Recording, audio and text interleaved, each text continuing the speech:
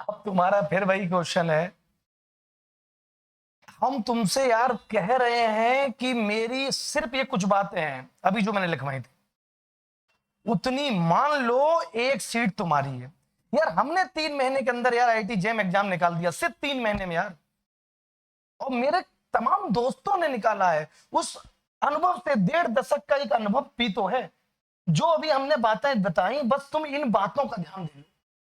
और आज कसम खा लो, मैं बता रहा हूं, कितना भी कठिन कंपटीशन है बेटा, तुम्हारी एक सीट कोई नहीं ले जा पाएगा। जाओ लिख लो। कौन सी? सिर्फ एक काम की, ऑनलाइन में कोई भी 3 टीचर आप जो चर्चा में हो या कोई आपको जानकारी दे रहा हो, ये जरूरी नहीं कि उनके व्यूज बहुत ज्यादा ही हो, ना ना ना। जो भी बच्चे स्टूडेंट आपको जानकारी दे दें, कोई एक भी जानकारी दे दे, नहीं यार इन सर के कॉन्सेप्ट बहुत बढ़िया चल रहे हैं, कोई 3। और ऑफलाइन में तुम जिस शहर में हो उसमें कोई 2 ऐसे टीचर होंगे जिनकी खबर जा रही होगी, कोई स्टूडेंट बता रहा हो। बस इनमें से तुम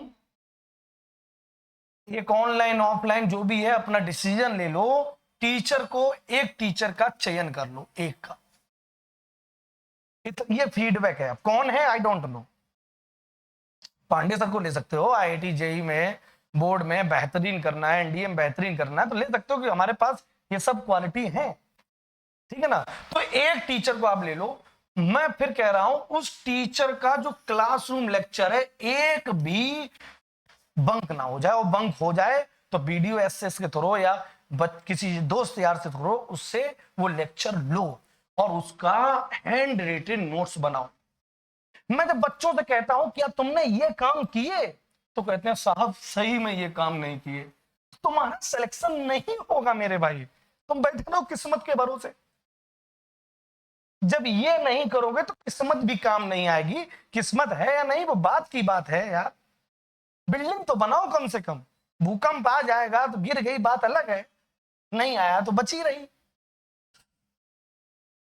उसमें यही काम करना है कि भैया A to Z classroom lecture के नोट्स बनाना है, A to Z नोट।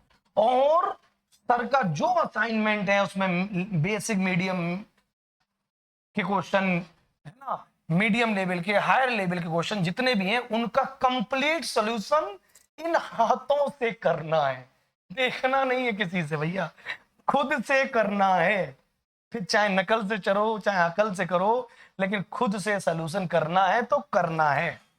और तीसरी बात है बेटा, लास्ट 7 इयर्स के पीवाईक्यू नहीं छोड़ने हैं, इतनी मेरी बात मान लो। और चौथी बात यह है, जो भी टॉप 5 किताबें चर्चित हो तो एक कोई पतली किताब जरूर उस टॉपिक की अपने पास रखो, भगवत गीता के रूप में उसको रख लो मेरे भाई। और 20-30 मॉक ले लेना। मैं कहता हूं कि तुम्हारा सिलेक्शन क्यों नहीं हुआ, तो वो सर किस्मत साथ नहीं दे रही। अरे सर मेरे भाई मैं कहता हूं तुमने काम किया, तुमने अपने किसी भी क्लासरूम टीचर का पूरा नोट्स बनाया A to Z, तुमने कंप्लीट उनकी सीटों का सोल्यूशन किया, उनकी डीपीपी का सोल्यूशन किया, तुमने 7 साल के पीवाईक्यू लगाए, तुमने 15-20 मॉक टेस्ट दिए, कोई एक किताब को आधार माना। वो नहीं सर 4-6 किताबें देखी सर, 20-20 पेज पढ़े। अरे सर हमने टीचर 7-8 देखे लेकिन किसी का 1 किसी का 2, औने पौने 25% पढ़ाई पड़ी। तो 25% नंबर आएंगे, तुम 99 परसेंटाइल का क्या सोच रहे हो, नहीं मिलने वाला। जाओ अगर बेटा इतना कर लिया। और मैं एक बात कहता हूं, आज भी हिंदुस्तान में अभी भी सच्चाई है, विवाह होने के बाद जल्दी टूटता नहीं। अब जमाना बदल गया तो बात अलग है, लेकिन अभी भी नहीं टूटता। 7 फेरे हो गए तो इस जन्म तक तो नहीं टूटेगा। मैं तुमसे कह रहा हूं, अगर तुमने इतना हाथों से लिखकर बना दिया, और मुन्ना हर चीज पर 4 बार टिक हो गया, हर पन्ने पर हर पेज पर 4-4 बार टिक हो जाए। अरे सर इसमें क्या, मैं जाके आज ही घर पे टिक कर दूंगा। अरे नालायक, खुद से बेईमानी करोगे तो बेड़ा गर्द हो जाएगा, किसी लायक नहीं बचोगे। 4 बार पढ़ पढ़ के टिक करना है, वो भी देख देख के नहीं। जो लो बिना देखे ना लिख लो, बिना देखे ना पढ़ लो। और इतना कर लिया बेटा तो नियम कहता है कि 500 पेज का तुमने अगर मटेरियल बनाया है तो उसका लास्ट में 50 पेज का शॉर्ट नोट जरूर बना लेना, जरूर बना लेना। और शॉर्ट नोट में ये नहीं अब a प्लस बी का होल स्क्वायर रटा है तब भी वो लिखे जा रहे हैं a square plus b square plus 2ab। तुम्हारी आदतें हैं, जो चीज तुम्हें ज्यादा आती तुम उसी को लिख लगते हो, और जो नहीं आती उसी से बचते रहते हो। ध्यान रखना, जो हिस्सा नहीं आता है अगर उस पर ठोंक बजा के काम कर लिया तो तुम्हारी कमियां दूर हो गई। अब तुम्हारा सिलेक्शन 100% है, 100% है, मेरा अनुभव है बेटा। अगर मेरी बात तुम लोग मान लो तो ठीक है, बाकी तुम अपना जानो। और इस 50 पेज के शॉर्ट नोट में वो बातें जो मोस्ट इंपॉर्टेंट रिजल्ट है, नेसेसरी रिजल्ट है, उनको लिखना है। और ऐसी बातें जो तुम्हारे दिमाग में गड़ गई हैं कि तुम्हारी पहली गर्लफ्रेंड का नाम क्या, दूसरी क्या, ये नहीं भूलोगे, मरोगे तो नहीं भूलोगे, ध्यान रखना। उनको मत लिखो, वो वैसे कचरा था बेटा, उसी कचरे ने तो तुम्हें डुबो दिया, उसको नहीं लिखना। हाँ, ऐसी बातें जो बार बार पढ़ने के बावजूद सभी दिमाग में ही नहीं जा रही, हाँ यार गुरु ये बातें लिख डालो। आखिरी के जो एक हफ्ता पेपर होगा ना बेटा, इन्हीं 50 पेज को 25 पेज में बदल लेना और हवा करते हुए पेपर में जाना। और जहां दुकान पे जाना, एक आध में एक बढ़िया सा ब्रेड लेना देसी घी का, खाना उसी को वहीं रख देना, बोला भैया और ब्रेड बेच देना इन्हीं पन्नों पे। हमारी सरस्वती दिमाग में है, सरस्वती को दुकानदारों के यहां जाओ तो उसी पे पांव रख के दूसरी सरस्वती निकाली जाती है। सरस्वती भी तब कृपा करती हैं जब इतना काम उस पर कर लो।